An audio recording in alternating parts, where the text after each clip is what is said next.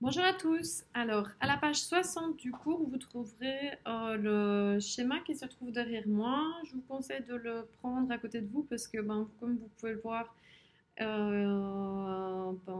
fais avec les moyens du bord, hein, donc voilà, c'est plus ou moins clair, mais essayez de prendre votre schéma à côté de vous et de mettre la vidéo en pause. À part ça, j'espère que vous allez bien, que vous vous portez bien et que vos proches se portent bien également, que vous supportez ce lockdown et que vous êtes toujours amoureux, fou de la biologie. Je n'en doute pas. Bref, alors, juste pour vous dire, donc je suis à la page 60 du cours, d'accord. À la page 61, il y a des questions qui se reportent à cette page 60. On va essayer d'y répondre ensemble et évidemment, je vous donnerai les notes, etc.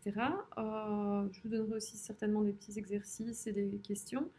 Mais voilà, j'aimerais que vous essayiez par vous-même de répondre un petit peu à tout ça. Donc, c'est un document sur la fécondation. Alors, ce document, il n'est pas à l'échelle. Si vous y regardez un peu de plus près, vous voyez que les spermatozoïdes sont déposés ici dans le vagin. Alors, je vous dis, c'est pas à l'échelle puisque les spermatozoïdes ont l'air grands alors que dans la réalité, ils sont bien plus petits que l'ovule qui se trouve ici. D'accord. Peu importe. Ils sont déposés dans le vagin, puis ils vont monter dans l'utérus et alors ils vont se diriger vers les trompes. Alors ici on montre qu'ils vont tous vers du bon côté. En réalité, non, il y en a qui se trompent de côté, qui vont dans la mauvaise trompe. Ben voilà, pas de chance pour eux.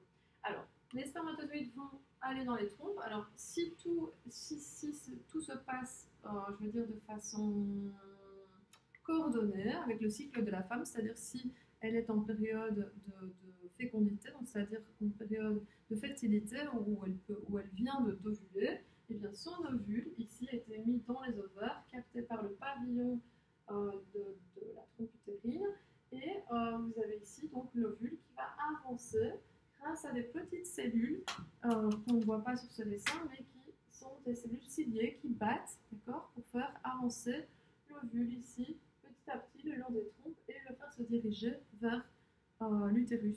S'il n'est pas fécondé, il va sortir, tout simplement. D'accord. euh, Mais en revanche, si des spermatozoïdes sont émis, comme je l'ai dit tout à l'heure, au bon moment, donc dans le vagin, ils vont dans l'utérus, ils vont dans les trompes, et puis ici, ils vont à la rencontre de l'ovule.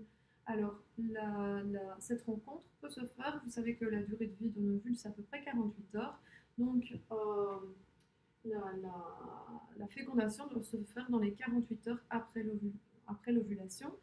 Et donc, ça se fait toujours dans le premier tiers d'une des trompes de Fallope. D'accord. Celle de gauche ou celle de droite. Et alors, donc, quand il y a fécondation, donc je vous en ai parlé tout à l'heure, il y a plusieurs spermatozoïdes qui essayent de pénétrer l'ovule, mais il n'y en a qu'un qui y arrive. Alors, une fois que donc, un spermatozoïde rentre son noyau dans l'ovule, les deux noyaux fusionnent, ce qui donne un embryon à 46 chromosomes. Cet embryon va se déplacer toujours grâce aux cellules ciliées. Donc là, hop, je vais vous demander de suivre dans votre cours parce qu'on voit très peu, je me rendrai compte donc, euh, ici au tableau. Et vous voyez que en même temps que cette cellule se déplace, vous voyez qu'elle se divise en deux ici, puis en 4, en 8, en 16, 32, etc. etc. Et on a un embryon ici, donc, qui va aller se mettre dans l'endomètre, soit ici, soit ici, soit ici. D'accord. Et vous voyez que dans le fait de se mettre dans l'endomètre, ça s'appelle l'implantation ou la nidation. D'accord. Et ça a lieu 6 à 7 jours après la fécondation. La fécondation, c'est le moment où le spermatozoïde rentre dans l'ovule, donc dans le premier tiers d'une des trompes de Fallope. Okay. Donc ce trajet, ça prend 6 à 7 jours. Okay. Donc l'embryon va rentrer dans l'endomètre, et donc l'endomètre ne doit pas être détruit, je vous le rappelle, puisque l'embryon se trouve dedans. Et donc un des premiers signes d'une grossesse, c'est l'absence de règles.